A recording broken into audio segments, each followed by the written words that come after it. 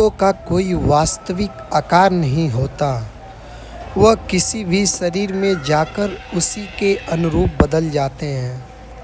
इसी से प्रेरित होकर यह घोस्ट की कहानी लिखी गई है। भूतिया कहानी पढ़ने में रोमांचक होती है और ऐसी ही रोमांचक कहानी है। रूहानी ताकतें हमारे आसपास हमेशा मंडराती रहती है। उनकी एक अलग ही दुनिया होती है जो वास्तविकता में तो दिखाई नहीं देती, लेकिन कुछ घटनाओं से महसूस जरूर होने लगती है। ऐसे ही एक महल की भूत है। दरअसल एक पुरानी हवेली है जिसमें कई साल पहले राजा महाराजा राज करते थे, लेकिन अब वह वीरान पड़ी है क्योंकि उन राजाओं के वारिस देश से बाहर जा चुके हैं। हवेली की हालत जर्जर हो चुकी है। अब उसे मरम्मत की ज़रूरत है। इसलिए शासन के नोटिस के अनुसार संपत्ति के मालिक को सूचित किया जाता है।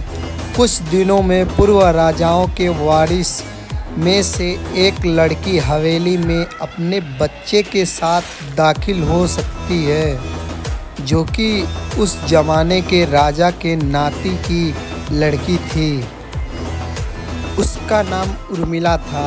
उसके पति की कार एक्सीडेंट में मौत हो चुकी थी। अब वह विधवा हो चुकी है, लेकिन उसके पास उसका एक बेटा है जो 8 वर्ष का है और वह भी अपनी माँ के साथ हवेली आया है।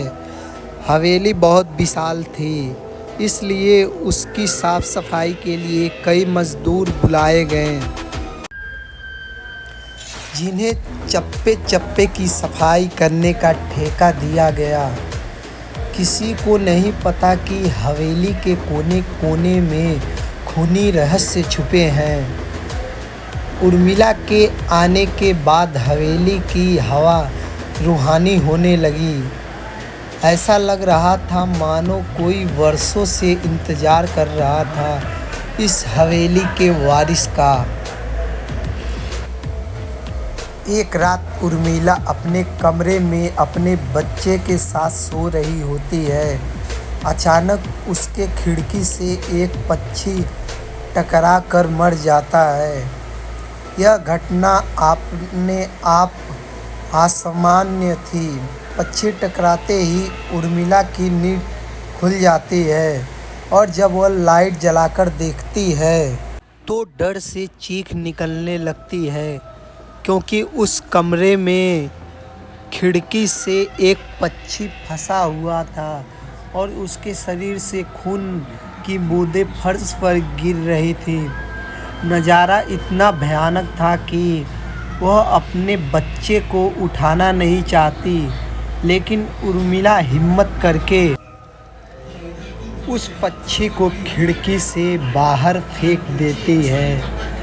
लेकिन इसके बाद उसे रात भर नींद नहीं आती और वह सुबह तक जागती रहती है। दरअसल वह जानना चाहती है कि यह किसकी शरारत तो नहीं।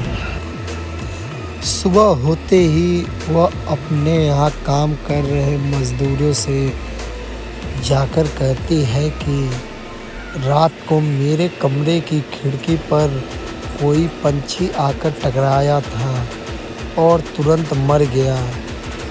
क्या तुम लोगों में से किसी ने यह हरकत की है?